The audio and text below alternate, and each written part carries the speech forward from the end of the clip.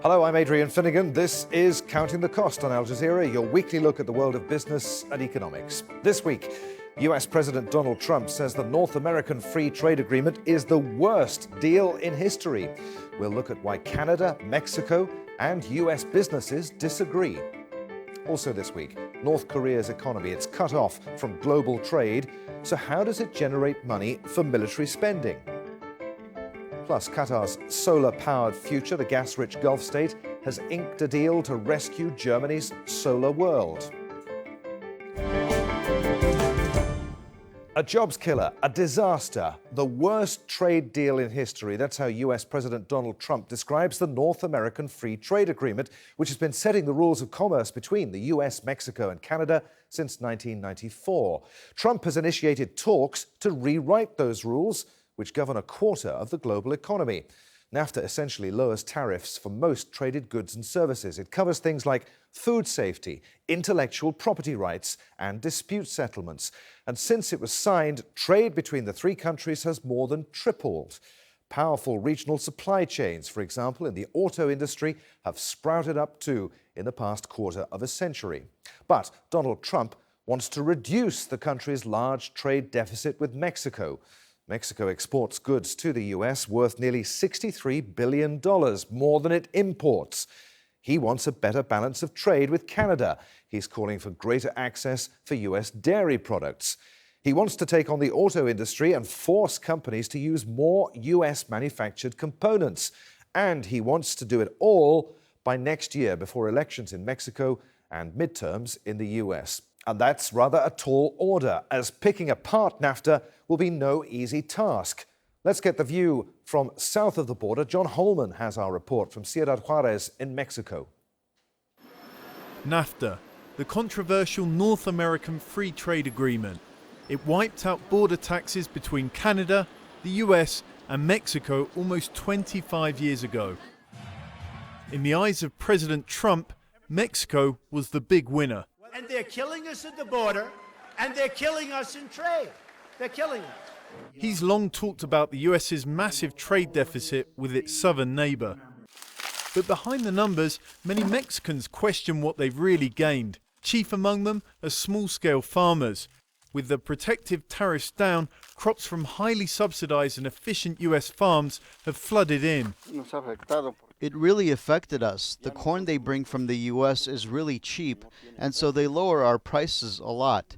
That's really affected the farmers and our families. We harvest, but we just can't get ahead.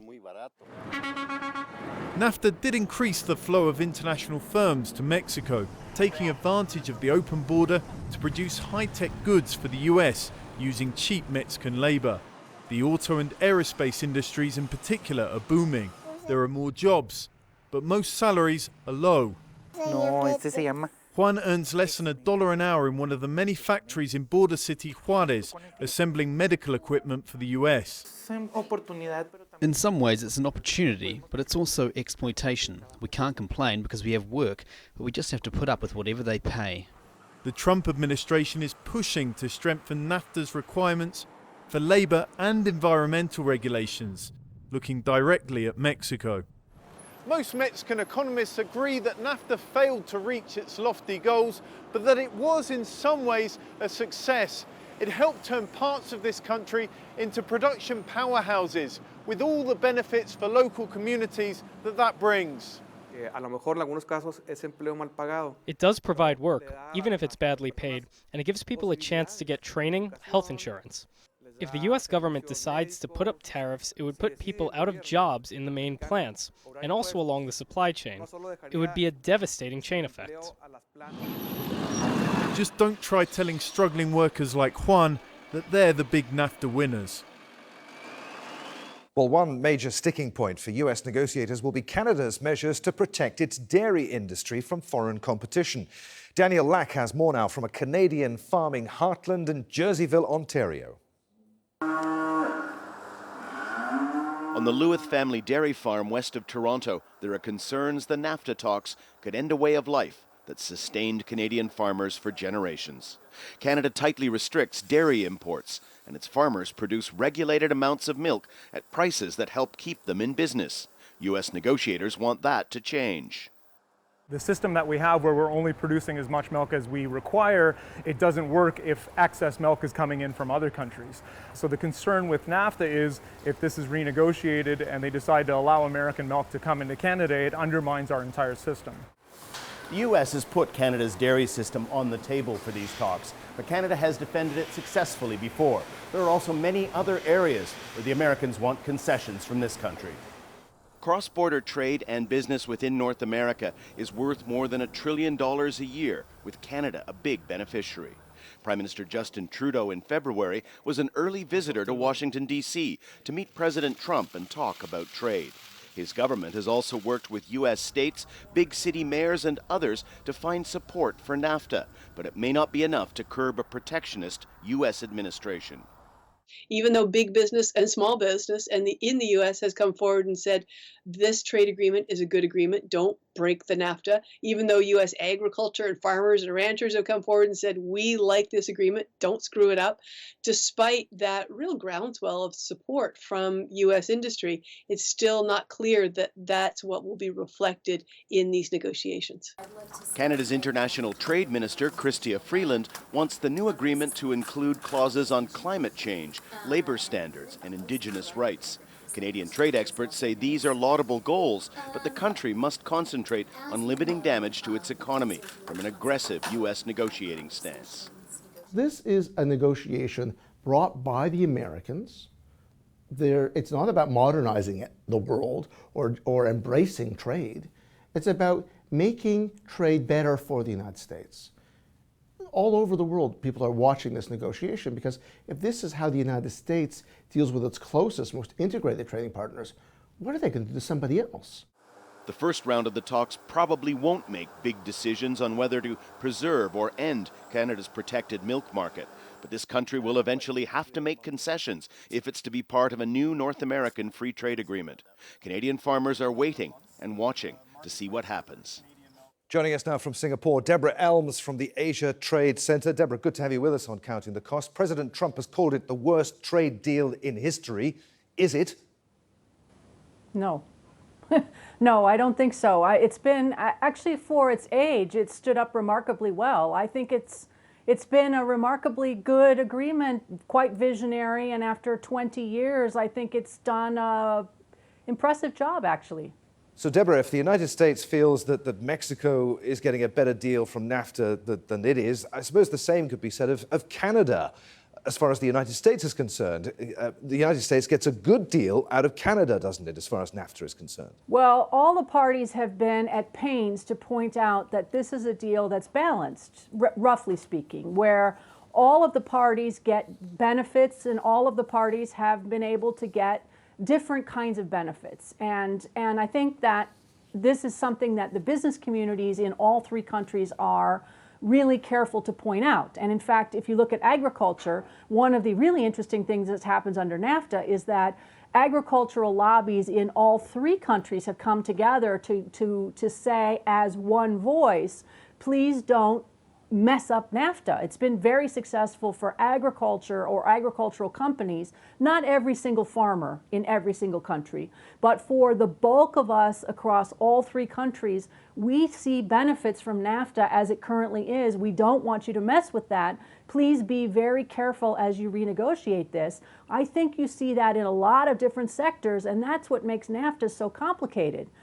It's not that NAFTA benefits everyone or benefits everyone equally. There are clearly some challenges in some areas, and again, it's impossible in a trade agreement to benefit everyone equally. That's just never going to happen. But across the board, across more than 20 years, this is a deal that has provided, I would argue, benefits to different places and different markets, different sectors in Canada, the United States, and Mexico. And it's challenging to argue that one country has gotten more or less than others. They're different markets with different strengths and weaknesses. I think that's important to preserve. After the events of this week, President Trump has lost the support of certain business leaders, certainly as far as his advisory council is concerned. But as far as the renegotiation of NAFTA is concerned, does he have the support of corporate America? No, one of the ironies actually of this NAFTA renegotiation is that other than President Trump himself, there wasn't a very large call from anyone really for a renegotiation of NAFTA. Most of the business community was not calling loudly for a renegotiation. The agricultural lobbies are in favor generally of NAFTA the way it is. The car industry actually likes NAFTA as it currently is negotiated. Most of Canada likes it, Mexico likes it. There really isn't much of a call for renegotiation of NAFTA. So does this renegotiation have legs? Will we get a better deal out of this? Well, here's the great irony in my view of NAFTA. We are about to invest a fair amount of resources in renegotiating NAFTA, but I think the gains to be had from a renegotiation of NAFTA in the United States are pretty small, because most of what you can do is pretty modest. Even with the most amazing trade negotiators, even with the best of intentions, even with very enthusiastic and willing partners, the amount that's left to be had from where else can you go in NAFTA is pretty modest. And at the end, it has to go to Congress. And so you're asking members of Congress who are not that enthusiastic about voting on trade to vote on an agreement that brings home pretty small benefits to their congressional districts. That's where I think NAFTA gets complicated, because you're asking trade-reluctant votes in a deal that doesn't get a whole lot of support from different communities at home. I think this is going to be a tough one, actually. Is there a danger that Trump could walk away from NAFTA? Well, he's already got a memo, he says, that he signed in his desk drawer at the beginning of this when he was going to unilaterally withdraw from NAFTA. And I assume that that memo still sits in his desk drawer. So at any point, he could pull it out and withdraw all by himself. I think that that threat remains and will presumably remain, I suppose, through his entire term in office, and could be used during these negotiations, certainly. Deborah, really good to talk to you on Counting the Cost. Many thanks indeed for being with us. Sure. Thank you very much. Still to come on Counting the Cost, we'll look at efforts to save the famed French boulangerie. But first, Chinese internet giant Tencent has posted its best ever quarterly results. The mobile fantasy game Honor of Kings set these earnings apart. It's the world's biggest money-making smartphone game.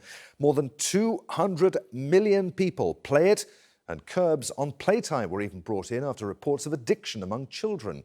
Tencent also owns the WeChat mobile app, China's version of Facebook. All this helped boost profit to $2.72 billion in the second quarter. That's up 70% from a year ago. Hong Kong-based airline Cathay Pacific is warning that there's further turbulence ahead, at least on the earnings front. DIVYA GOPALAN reports now from Hong Kong. Cathay Pacific managers had warned the results would be disappointing. The question was by how much? The announcement of a $262 million first-half loss is the airline's worst for at least 20 years. Intense competition is blamed for the poor performance. Clearly, it was a challenging first half, and the performance of our core airlines was disappointing.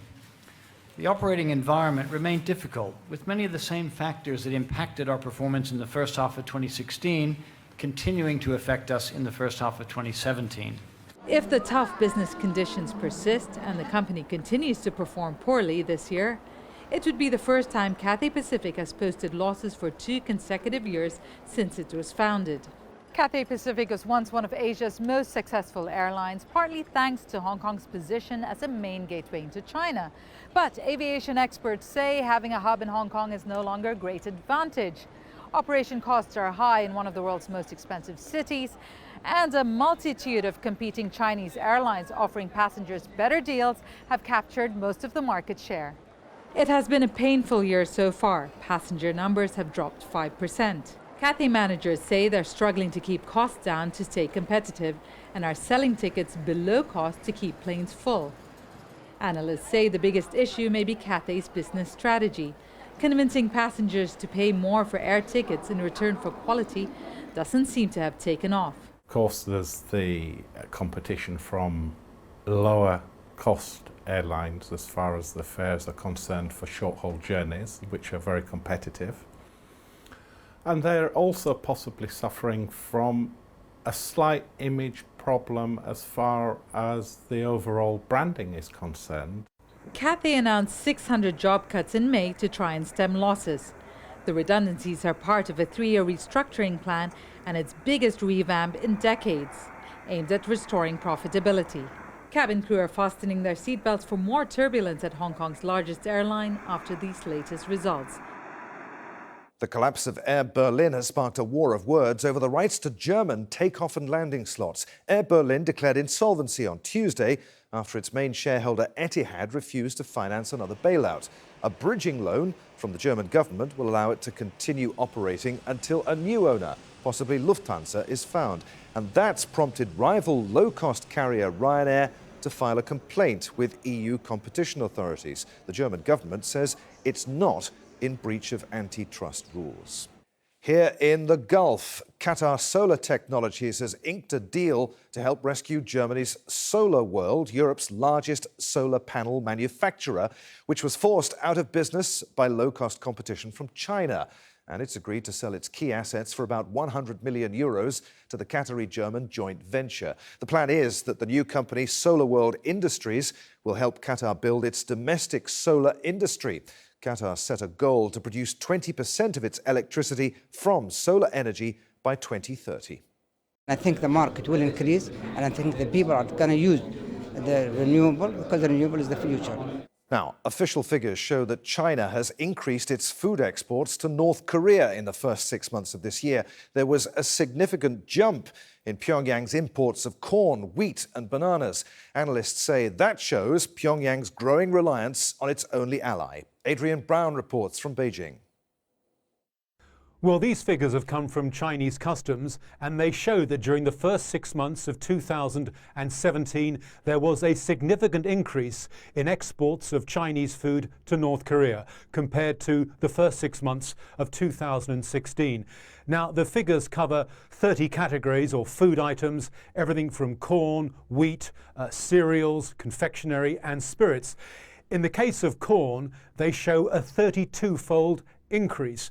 Now, a lot of experts say this once more illustrates just how reliant North Korea is on its ally. Now, I was in Dandong, the Chinese city right on the North Korean border, earlier this week, and we saw a steady stream of trucks going from China into North Korea. We also saw not just food being exported, but also things like fertilizer, as well as military and civilian trucks, and also earth-moving equipment.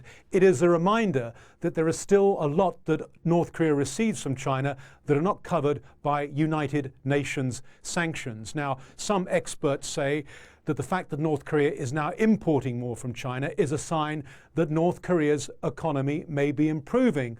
But other experts say actually that's completely wrong. Probably most of this food is destined for the military. Now, the United Nations always worries about North Korea as autumn and winter approaches because, of course, this is a country where 2 in 5 people are malnourished, and it's a country where 70% of the people rely on food aid. Joining us now from Singapore, Rajiv Biswas. Rajiv is the Senior Director and Asia-Pacific Chief Economist for the Economics and Country Risk Group at IHS Markit. Good to have you with us again, Rajiv. Many people will be surprised to learn that despite its pariah status and the sanctions that are in place against it, North Korea's economy is actually growing. How does that economy work? North Korea did show positive growth last year. But because of these new sanctions that are being applied this year on their exports, and because there's a severe drought that hit their agricultural production earlier this year, the outlook for this year's growth is actually for a significant recession, particularly because exports are going to fall quite substantially. What about the black market? Is it possible to put a figure on how much illicit money, if you like, is making its way into the North Korean economy and in particular the country's defense program? The sort of activities that have been allegedly happening in relation to North Korea include counterfeit banknotes. So that's one potential measure that they've been using to try to earn foreign exchange. And there have also been concerns that they may be involved in cybercrime activities and other forms of illicit activity globally to try to boost their foreign exchange reserves as well. And what about the arms trade? Of course, North Korea spends so much money on its defense budget. It must be getting arms from somewhere despite the sanctions. Where is that coming from? Well, I think that it's clear that North Korea has been involved in illegal arms trade activity and funded with these foreign exchange flows. And of course, there's many sources of illegal arms supply from other regimes and also from organized crime and other kinds of enterprises. So there's many ways that they can obtain those sort of illegal supplies of weapons or also of components for their nuclear program.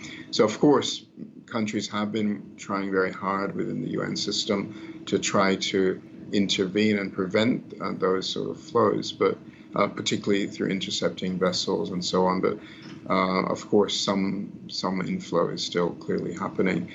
That is possibly one of the next steps as well, is to have a much tougher embargo on shipping movements in and out of North Korea. Rajiv, always good to talk to you on Counting the Cost. Many thanks indeed for being with us.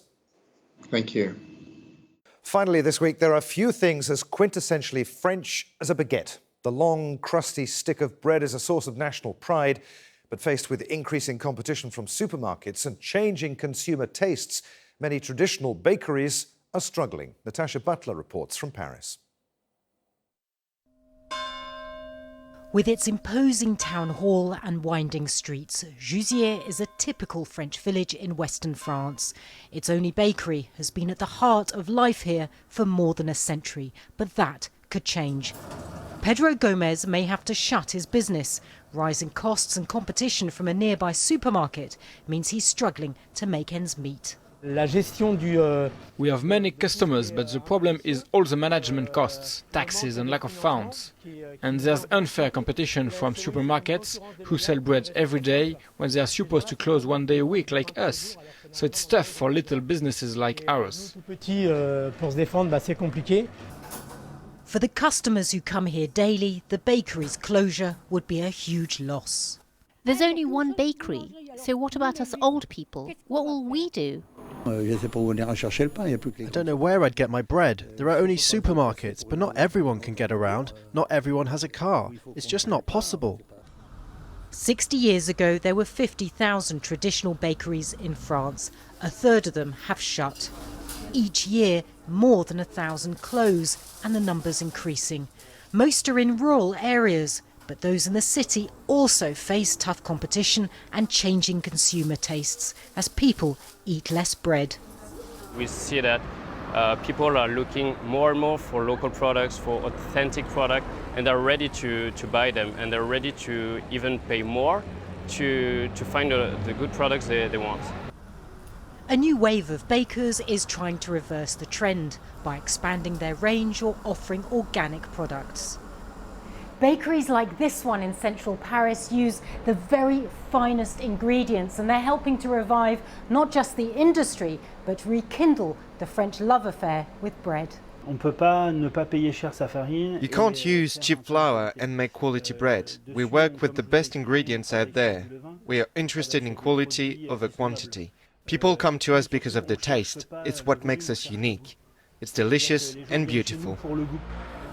Bakeries like this may help safeguard the future of those behind a French gastronomic icon. And that is our show for this week. If you want to comment on anything that you've seen, get in touch with us. Follow and tweet me at @afinnegan on Twitter using the hashtag AJCTC when you do, or you can drop us a line. Counting the Cost at aljazeera.net is our email address. As always, there's plenty more for you online at aljazeera.com/CTC. That takes you straight to our page, which has individual reports, links, even entire episodes for you to catch up on. But that is it for this edition of Counting the Cost. I'm Adrian Finnegan from the whole team here in Doha. Thanks for being with us. The news on Al Jazeera is next.